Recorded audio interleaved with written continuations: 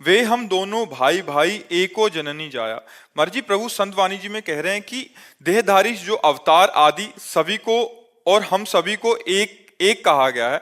एक जननी यानी माया से उत्पन्न है, तो माया से प्रीत करना यानी अवतार का भजन करने से क्या माया का भजन होगा, और माया के भजन से कल्याण नहीं होता, संत कहते हैं।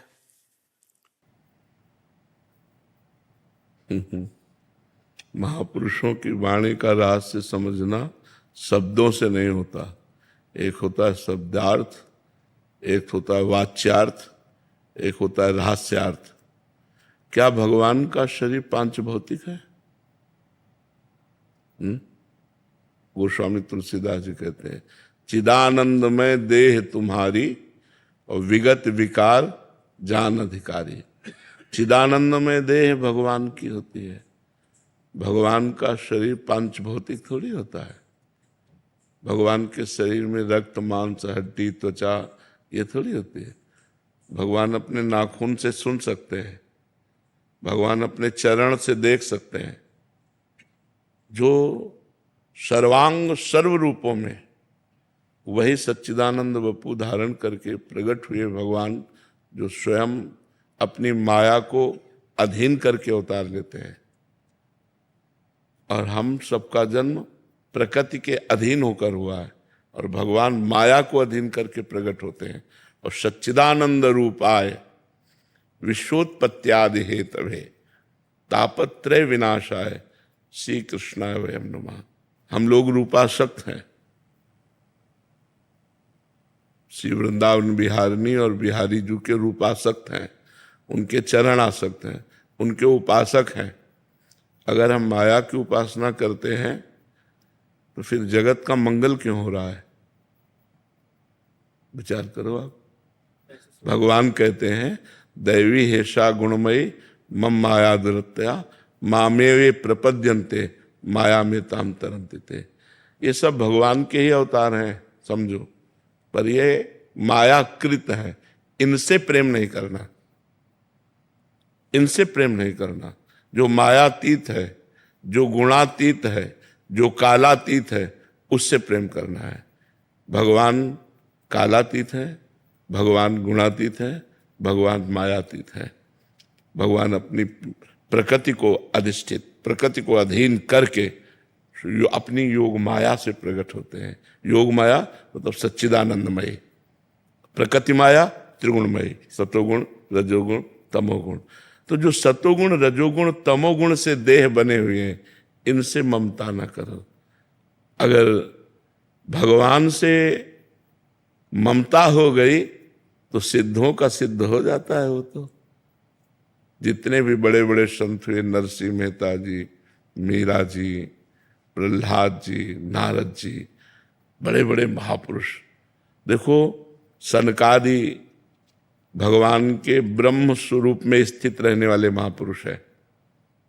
लेकिन जब वैकुंठ दर्शन करने जाते हैं और जय विजय ने बेत लगा दिया, तो इतना विरह भगवान के दर्शन की व्याकुलता थी, उनको आशयनी हो गया और उन्होंने शाप दे दिया, तुम भगवान के दरबार के भक्त होते हुए, पार्षद होते हुए और दिगंबर रहते हैं सनक सनंदन सनातन सनत कुमार, क्या देखा जो तुमने बेत लगा दिया? तुम्हारा ये असुर भाव है, जाओ मैं तुम्हें शाप देता हूं, 3 जन्म तक तुम असुर भाव को प्राप्त हो। इतनी व्याकुलता। और जब भगवान आए वैकुंठनाथ, तो उनके दर्शन से, उनकी तुलसी की गंध जो चढ़ी हुई चरणों से, वो ब्रह्मानंद में छके हुए महापुरुष विकल हो रहे थे।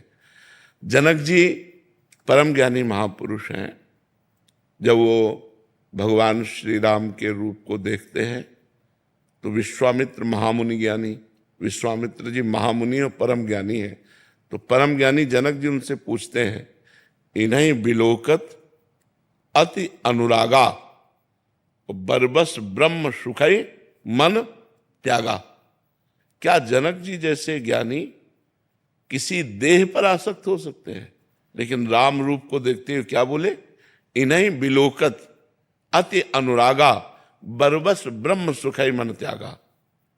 जबरदस्ती हमारा मन इनके रूप में आसक्त हो रहा है ब्रह्म सुख का त्याग करके, जबकि सहज विराग रूप मन मोरा, मेरा मन वैराग्य धारण नहीं करना पड़ता, सहज विरागी है। शब्द स्पर्श रूप रसगंध, इससे सहज विरागी है। लेकिन इनका रूप तो बरबस ब्रह्म सुख ही मन त्यागा। मेरे मन ने ब्रह्म सुख का त्याग करके राम रूप में आसक्ति कर ली, ये क्या है? तब विश्वामित्र जिनका जो आप अनुभव कर रहे हो वो ठीक अनुभव कर रहे हो। वो वही ब्रह्म मूर्तिमान सच्चिदानंद बपू होकर के आया। भगवान राम ने देखा विश्वामित्र जी की तरफ, तुरंत बदल गए और कहा, दशरथ के पुत्र राम और लक्ष्मण है, हमारे यज्ञ की रक्षा के लिए आए थे। तो आप जैसे महापुरुषों की बात को न समझकर भगवान की वपू को अगर पांचभौतिक मायाकृत समझेंगे तो बहुत बड़ी हानि हो जाएगी। श्री सुखदेव जी परमहंस हैं, गर्भ से ही महात्यागी है, ऐसा कोई त्यागी नहीं हुआ। गर्भ से ही महात्यागी है, जन्म की तो बात जाने दो, गर्भ से ही महात्यागी है। जन्म लेकर के जब चले तो श्री कृष्ण द्वैपायन भगवान व्यास देव जी ने पुकारा, यम प्रव्रजेंत मनु पेत मपेत कृत्यम द्वैपायनो विरह कातर आजुहावो पुत्रेति तन्मय तया तरवो भिने दुस तम सर्वभूत हृदय मुनिमानुतोष्मी। हा पुत्र हा पुत्र। सुखदेव जी ने मुड़कर पीछे नहीं देखा, अपने माँ को नहीं देखा, अपने पिता को नहीं देखा, और समस्त वृक्षों में संकल्प किया तो हर वृक्ष से निकलने लगा, सुकोहम सुकोहम सुकोहम, मैं सुखदेव हूं, मैं सुखदेव हूं। समझ गए कि इनकी ब्रह्म में स्थिति है, सार्वभौम ब्रह्म में स्थिति। मन से नमस्कार किया कि ऐसा पुत्र।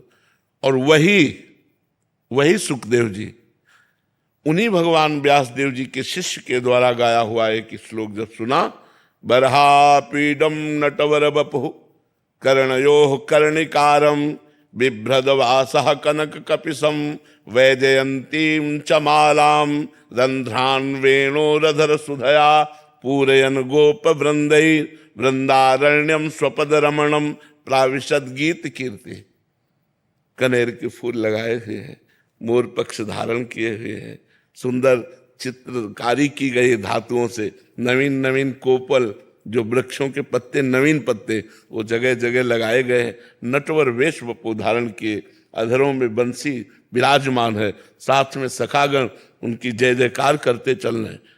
जब ये रूप सुना तो आसक्ति पैदा हो गई। कहा और सुनो, तो बोले और तो हमारे गुरुदेव के पास है।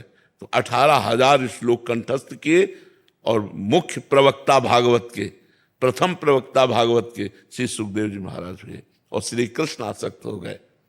मधुसूदन सरस्वती जी निराकार ब्रह्म की उपासना में दृढ़ थे, वो नहीं मानते थे साकार रूप को।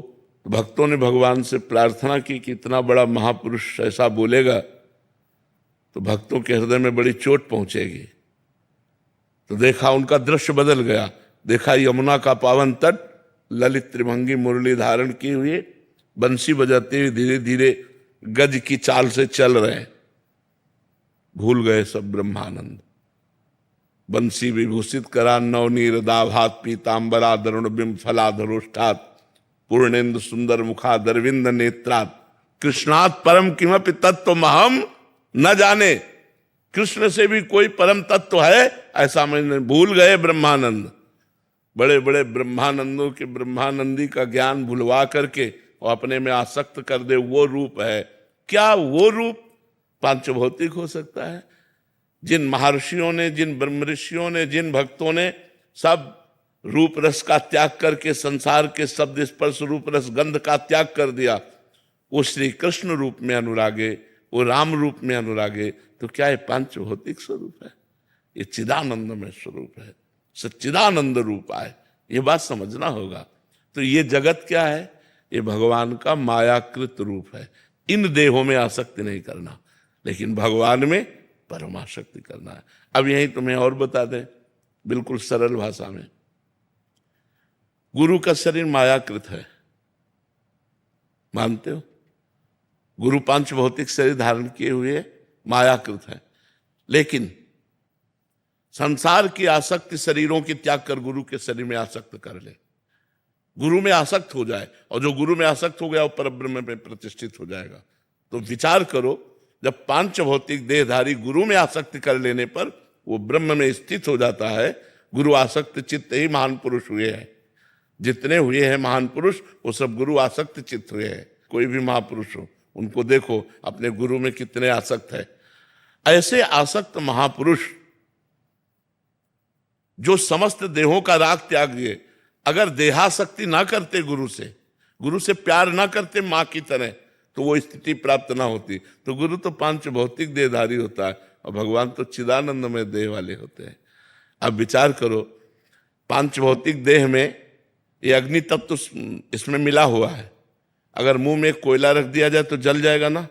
और भगवान श्री कृष्ण 5 वर्ष की अवस्था है और ग्वाल बाल पूरे जंगल में आग लग गई और सब बीच में फंस गए, मैं गौओं सहित।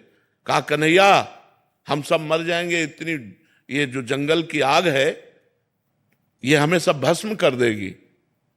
भगवान मुंह बगारा और पूरी आग को पी गए।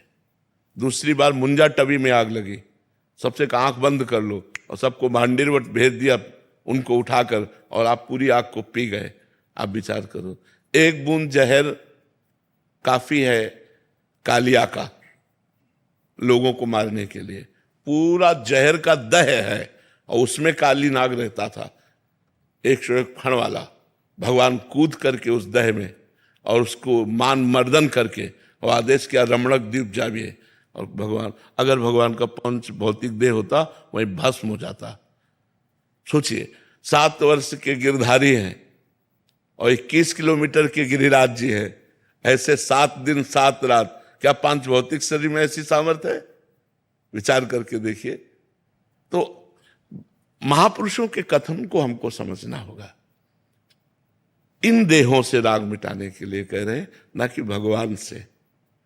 जब भगवान में प्रेम हो जाता है तो सुंदरदास जी ने लिखा है, न लाज तीन लोकन की, न वेद को कहो करे, न शंख भूत प्रेत की, न देव जच्छते डरे, सुने न कान और की, दृश्य न और इच्छना। सुंदरदास जी कहते यही है भक्ति प्रेम लक्षणा। जो प्रेम किससे? भगवान से ना। ये बात सर आप और पढ़ करके देखिए, कितनी वाणी में भगवान के कितने सुंदर प्रेम का वर्णन किया है, कितने सुंदर प्रेम। तो महापुरुषों ने निराकार और साकार दोनों का वर्णन किया है। तो भगवान की देह से वैराग्य की बात कहीं नहीं कही गई। आप कहीं हमें लिखित दिखाना कि भगवान की देह से जितने बड़े बड़े परमहंस हुए वो सब भगवान में आसक्त चित्त थे। देखो सनकादि निरंतर हरिशरणम रटते रहते हैं। भगवान शंकर भगवान का चरणोदक माथे पर धारण किए हुए गंगा जी और हर समय हरि कथा कहते रहते हैं। इसलिए कभी ऐसी भ्रम में न पड़ जाना क्योंकि इतना प्रभु के इतने प्यारे लगते हैं तो क्या हो। नहीं बच्चा, ऐसे भ्रम में मत पड़ जाना, ऐसे भ्रम में मत पड़। शास्त्रों को इसीलिए कहा गया गुरुजनों से सुना जाए, महापुरुषों से सुना जाए। नहीं तो जैसे राजा अपने खजाने को भूल भुलैया के मार्ग बनाकर तब उसमें रखते थे कि अगर कोई जाए ना तो भटकता ही रहे, खजाने तक ना पहुंच पावे। और कोई वहां का निजी जो राजा का होता था वो उस भूल भुलैया को क्रॉस करके उस खजाने तक पहुंच, क्योंकि उसे पता है, उसे नक्शा पूरा पता है कि ये भूल भुलैया वाला है और ये सीधे मार्ग है। तो प्रथम सुने भागवत भक्त मुख भगवत बानी। किसी महापुरुष से शास्त्रों का स्वाध्याय करना चाहिए जिससे उसके रहस्य समझ में आ जाए, नहीं हम भ्रम में पड़ जाएंगे। और जैसे अब ये भ्रम पड़ जाए तो बहुत बड़ी हानि हो जाएगी, पूरा जीवन व्यर्थ चला जाएगा। भगवान पर दोष दर्शन हो गया तो बचा क्या, भगवान के श्री विग्रह में दोष दर्शन हो गया तो बचा क्या। ये बात बहुत समझना है नहीं।